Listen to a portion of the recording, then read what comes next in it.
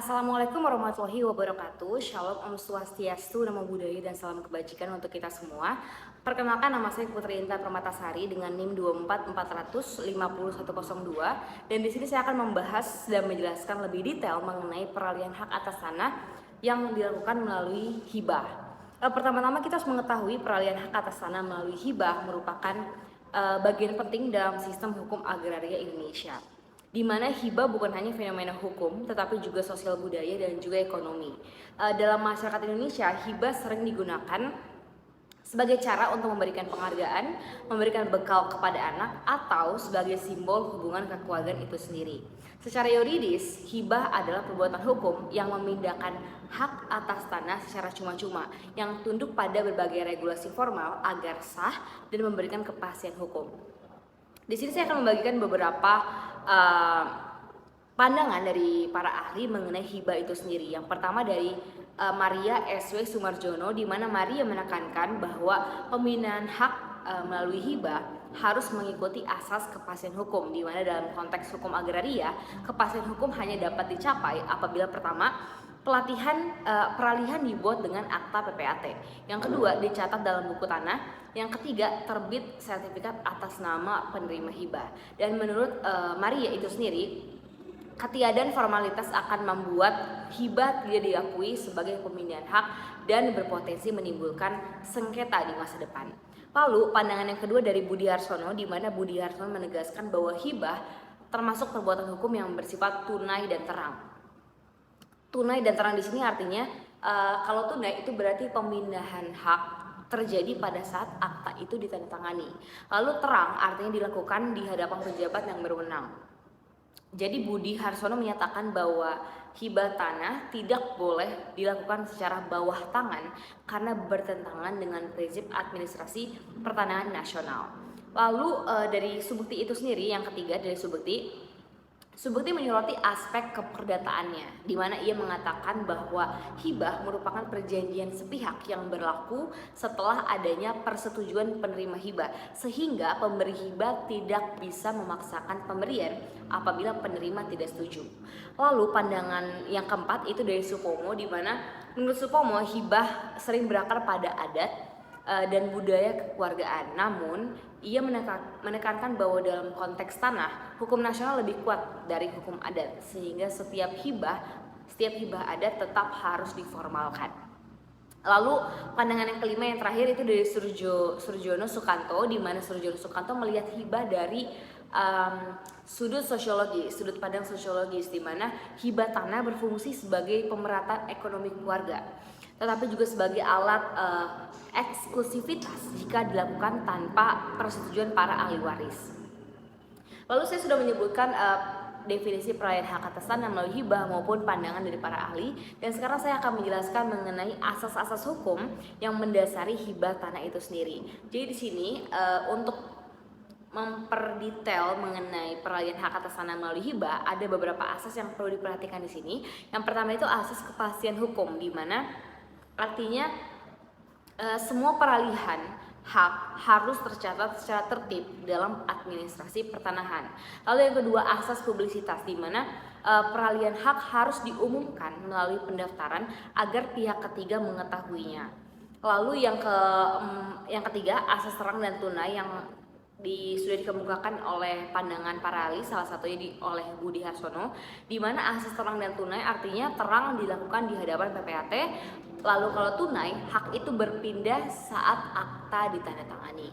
Lalu asas yang keempat adalah asas larangan penguasa tanah secara berlebihan, yang artinya hibah tidak boleh digunakan untuk menghindari pembatasan penguasa tanah.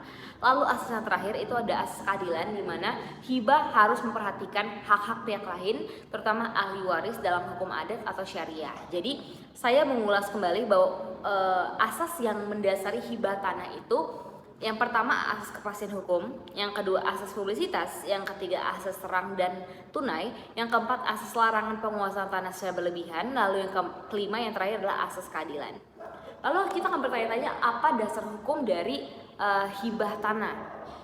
Di sini saya akan menyebutkan beberapa hal. Yang pertama, Undang-Undang Pokok Agraria atau UU PH 1960, di mana tertuang dengan sangat jelas dalam pasal 26, di mana peralihan hak atas tanah hanya boleh dilakukan dengan akta yang dibuat oleh PPAT itu sendiri di pasal 26 UU PA 1960. Lalu yang kedua, dasar hukum hibah tanah itu di PP 24 tahun 1997 tentang pendaftaran tanah, di mana di dalam pasal ini mengatur kewajiban pendaftaran peralihan hak ke kantor pertanahan.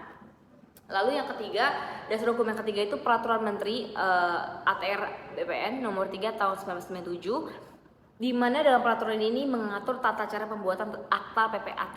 Lalu yang keempat, KUH Perdata pasal 1666 sampai 1693 di sini mengatur ketentuan umum hibah. Lalu yang kelima, dasar hukum hibah tanah itu hukum adat, di mana hukum adat ini berlaku selama tidak bertentangan dengan UU PA yang saya sudah jelaskan tadi. Jadi mengulas kembali bahwa dasar hukum hibah tanah itu ada 5.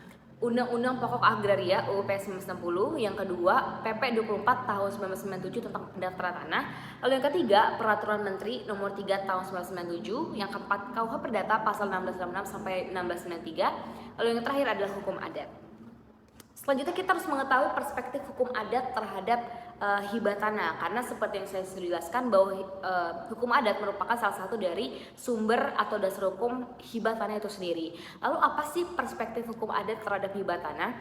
Jadi yang pertama, hibah dalam masyarakat adat sering terjadi antar keluarga, di mana biasanya tanpa akta tertulis, namun sejak berlakunya UU PA. Jadi hukum adat ralat hibah adat tetap harus ditingkatkan menjadi akta PPAT untuk sah secara hukum nasional. Jadi memang sudah terjadi secara normal, secara realitanya memang naturalnya terjadi antar keluarga, namun akan lebih sah jika ada sengketa yang diperselisihkan dalam suatu permasalahan, itu akan lebih sah, akan lebih mengikat dan memberikan kepastian hukum secara hukum nasional jika dibuat menjadi akta PPAT itu sendiri.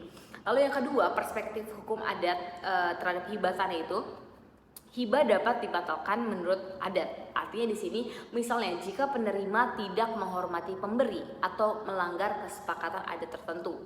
Lalu yang ketiga, perspektif yang ketiga itu tidak dapat bertentangan dengan UU PA, di mana hukum adat itu bersifat subsidiar, yang artinya berlaku hanya bila tidak bertentangan dengan hukum nasional itu sendiri. Oleh karena itu saya ingin menjelaskan bahwa berdasarkan pasal 1666 ayat 1 KUH Perdata menyebutkan bahwa hibah adalah suatu perjanjian dengan mana si penghibah di waktu hidupnya dengan cuma-cuma dan dengan tidak dapat ditarik kembali menyerahkan sesuatu benda guna keperluan si penerima hibah yang menerima penyerahan itu. Jadi pengertian pasal 1666 KUH Perdata yang dinamakan pemberian atau hibah merupakan suatu perjanjian di mana pihak yang satu menyanggupi dengan cuma-cuma secara mutlak memberikan suatu benda pada pihak yang lainnya, pihak mana menerima pemberian itu. Sebagai suatu perjanjian, pemberian itu seketika mengikat dan tidak dapat dicabut kembali begitu saja menurut kehendak satu pihak. Jadi berlainan sekali sifatnya dari suatu hibah wasiat atau pemberian dalam suatu testamen yang baru memperoleh kekuatan mutlak apabila orang yang memberikan benda sudah meninggal dan sebelumnya ia selalu dapat ditarik kembali. Agar dapat dikatakan tentang suatu pemberian, perbuatan itu harus bertujuan memberikan suatu hadiah belaka, jadi tidak boleh ada suatu keharusan atau perikatan meskipun hanya berupa janji dengan sendirinya saja. Jadi perkataan pemberian dalam pasal 1666 KUH Perdata dipakai dalam arti kata yang sempit karena hanya perbuatan-perbuatan yang memenuhi syarat-syarat yang disebutkan di situ yang dinamakan pemberian. Misalnya syarat dengan cuma-cuma yaitu tanpa pembayaran. Di sini dapat dikatakan tentang suatu formal licensing di mana hanya untuk memenuhi formalitas pemberian atau hibah itu sendiri.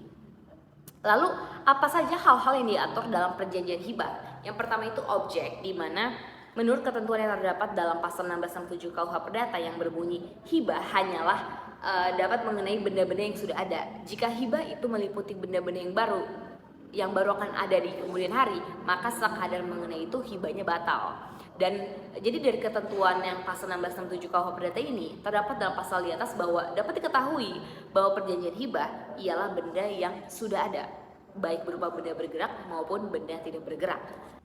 Lalu yang kedua adalah larangan, di mana hal-hal yang tidak boleh dilakukan dalam penghibahan ialah sebagai berikut. Yang pertama, di dalam pasal 1668 KUH Perdata menyebutkan bahwa si penghibah tidak boleh memperjanjikan bahwa ia tetap berkuasa untuk menjual atau memberikan kepada orang lain suatu benda yang termasuk dalam hibah.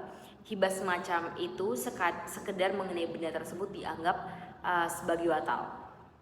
Lalu diatur juga dalam pasal 1670 KUH Perdata yang menyebutkan bahwa suatu hibah adalah batal jika dibuat dengan syarat bahwa si penerima hibah akan melunasi utang-utang atau beban-beban lain selain yang dinyatakan dengan tegas di dalam akta hibah sendiri atau di dalam suatu daftar yang ditempelkan padanya.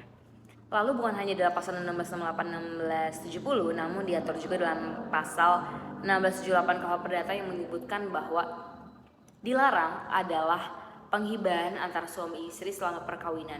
Di sini karena suami istri tanpa perjanjian kawin pemisahan harta berarti satu harta atau harta campur.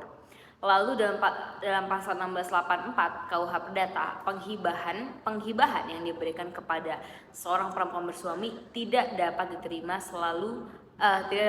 selain menurut ketentuan-ketentuan dari bab 5 buku 1 KUH Perdata.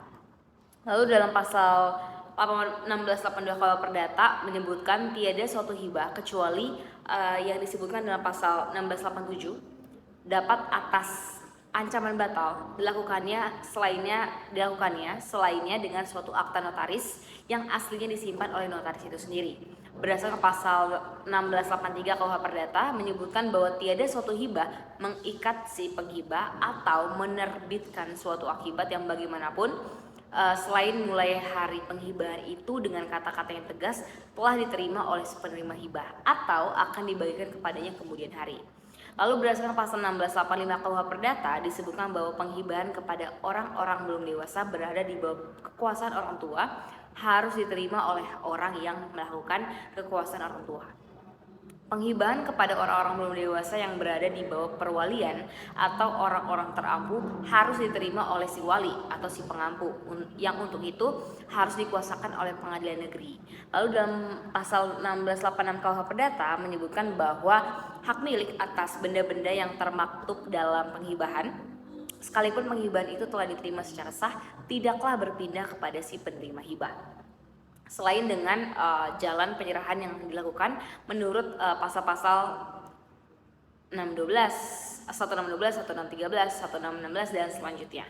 Lalu dalam pasal 1687 KUH Perdata menyebutkan bahwa pemberian benda-benda bergerak yang bertubuh atau surat-surat penagihan hutang kepada si penunjuk dari tangan satu ke tangan yang lain tidak memerlukan suatu akta dan adalah sah dengan menyerahkan dengan penyerahan belaka kepada si penerima hibah atau kepada seorang pihak ketiga yang menerima pemberian itu atas nama si penerima hibah. Lalu selanjutnya hal-hal yang membatalkan akta hibah telah dijelaskan dalam pasal 1688 KUH Perdata di mana suatu hibah tidak dapat ditarik kembali maupun dihapuskan karenanya melainkan dalam hal-hal berikut. Yang pertama, karena tidak dipenuhi syarat-syarat dengan mana penghibahan telah dilakukan. Yang kedua, jika si penerima hibah telah bersalah melakukan atau membantu melakukan kejahatan yang mengambil jiwa si penghibah atau suatu kejahatan lain terhadap si penghibah. Lalu yang ketiga, jika ia menolak memberikan tunjangan nafkah kepada si penghibah setelah orang ini jatuh dalam kemiskinan. Lalu yang keempat, hibah kepada non ahli waris diatur batasan jumlah harta atau benda atau barang yang dapat dihibahkan sehingga juga perlu melihat bagian kedua KUH Perdata khususnya pasal-pasal yang memuat ketentuan tentang batasan legitim property yakni pasal 913, 949 dan 920 serta peraturan perundang-undangan lainnya seperti undang-undang perkawinan. Lalu yang kelima, adanya unsur perbuatan melawan hukum dalam hal penghibahan dapat pula membatalkan akta hibah. Oleh karena itu, ketidakcermatan kantor pertanahan dalam menerbitkan sertifikat yang berasal dari hibah palsu seringkali terjadi karena tidak meneliti apakah hibah atas tanah dibuat oleh PPAT atau tidak. Akibatnya, berbagai sengketa tanah dengan sertifikat berasal dari hibah palsu yang bermunculan. Hibah atas tanah karena pemberi hibah memberi secara cuma-cuma awalnya tidak menjadi objek pajak, tetapi dengan berjalannya waktu ternyata hibah dilakukan untuk melakukan transaksi jual beli. Gitu. Jadi terselubung untuk menghindari pajak itu sendiri, maka peralihan hak melalui hibah menjadi objek pemungutan PPh yang tentu saja dibayar oleh pemberi hibah, dan pemungutan BPHTB yang dibayar penerima hibah kecuali dapat dibuktikan bahwa hibah itu dilakukan kepada ahli waris langsung dari orang tua kepada anak kandung. Pembebasan pajak itu pun tidak secara otomatis, tetapi harus memohon surat keterangan bebas SKB pajak kepada kantor KPP setempat, di mana hampir sama dengan hibah, tetapi penerima hibah tidak tahu dan berlaku terjadi peralihan hak jika pemberi hibah sudah mati. Begitu. Lalu selanjutnya saya akan membahas mengenai prosedur hibah itu sendiri. Yang pertama, cek sertifikat, di mana ini wajib, di mana PPAT itu wajib mengecek status hak, luas dan batas tanah, apakah sedang dijaminkan atau apakah sedang sengketa. Lalu yang kedua, penandatanganan akta, di mana ini melibatkan pemberi hibah, penerima hibah, dan 2 saksi. Lalu bukan hanya itu, harus ada PPAT, materai, dan pencatatan administrasi. Lalu yang ketiga, perubahan data yuridis di BPN, di mana BPN ini mencatat perubahan nama, tanggal peralihan maupun riwayat peralihan hak di buku tanah itu sendiri. Lalu bagaimana dengan resiko hukum dan sengketa yang sering terjadi? Jadi jenis sengketa yang paling umum terjadi itu yang pertama, hibah tanpa akta PPAT, di mana saya sudah jelaskan di beberapa menit sebelumnya bahwa banyak hibah dilakukan hanya secara lisan, tidak diakui, dan di sini rawan gugatan. Lalu yang kedua, sengketa yang paling umum terjadi itu hibah bertentangan dengan ketentuan waris, di mana jika pemberi menghibahkan seluruh tanahnya pada satu anak, ahli waris lain dapat menggugat hibah yang melanggar asas keadilan. Yang ketiga, hibah dilakukan saat pemberi sudah tidak cakap hukum, di mana contohnya lansia dengan gangguan kesehatan mental, tentu saja hibah dapat dibatalkan. Lalu yang keempat, hibah kepada pihak yang tidak memenuhi syarat subjek hak. Contohnya hibah hak milik kepada warga negara asing, tentu saja tidak sah. Lalu yang kelima, hibah tanah sengketa, di mana jika objek belum bersertifikat atau bermasalah, maka hibah itu bisa dibatalkan. Itu merupakan sengketa umum yang sering terjadi dalam perhibahan tanah. Lalu bagaimana dengan contoh kasusnya? Di sini saya akan memberikan contoh kasus di mana Bapak A, 70 tahun, menghibahkan tanah hak milik seluas 1000 meter persegi kepada anak bungsunya, B.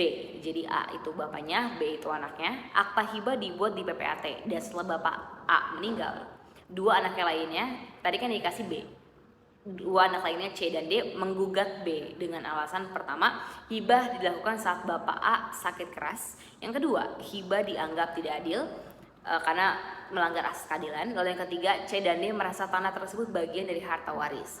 Lalu bagaimana dengan putusan pengadilannya? Putusan pengadilan menolak gugatan ahli waris. Kenapa? Karena pertama, akta hibah dibuat sesuai prosedur PPAT. Lalu yang kedua, tidak ada bukti bahwa Bapak A tidak cakap hukum. Yang ketiga, hibah adalah pemberian semasa hidup, jadi tidak terkait oleh ahli waris atau pewarisan dari si bapak kepada anak-anaknya. Lalu yang perlu kita pelajari dari kasus yang sudah saya jelaskan tadi, bahwa hibah yang formal dan terdaftar itu lebih kuat dari hibah adat atau hibah secara lisan, dan ahli waris tidak dapat membatalkan hibah yang sah. Walaupun memang itu ahli warisnya, namun dapat di highlight bahwa hibah dan waris itu tidak terkait gitu. Lalu di sini saya juga membahas mengenai isu kontemporer dalam hibah tanah. Yang pertama, digitalisasi sertifikat, di mana hibah akan tercatat secara digital. Yang kedua, potensi penurunan sengketa pemalsuan sertifikat. Lalu yang kedua, hibah untuk kepentingan sosial, di mana contohnya hibah tanah ke pemerintah untuk jalan umum, sekolah maupun masjid. Lalu yang ketiga, penyalahgunaan hibah, di mana ada kasus hibah menjadi alat untuk penyelundupan hak waris, penghindaran pajak yang tadi saya sudah jelaskan. Baru yang ketiga, pengelabuan pembagian harta gonogini. Begitu. Lalu sebagai kesimpulan dan penutup, bahwa hibah tanah merupakan instrumen hukum yang sangat penting dalam pengaturan hak atas tanah di Indonesia, di mana hibah ini mengandung unsur hukum perdata, hukum agraria, hukum adat, dan juga hukum syariah, di mana proses hibah tidak boleh dipandang sekedar pemberian, tapi sebagai perbuatan hukum yang harus memenuhi syarat subjek, syarat objek, syarat formal, bahkan yang terlebih penting pendaftaran di PPN. Oleh karena itu, dengan kita memahami yang namanya aspek formil dan materialnya, hibah dapat menjadi sarana administrasi pertanahan yang tertib dan dapat mencegah sengketa tanah di kemudian hari. Mungkin itu sekian penjelasan dari saya mengenai perayaan hak atas tanah melalui hibah. Kurang lebihnya mohon maaf. Wassalamualaikum warahmatullahi wabarakatuh.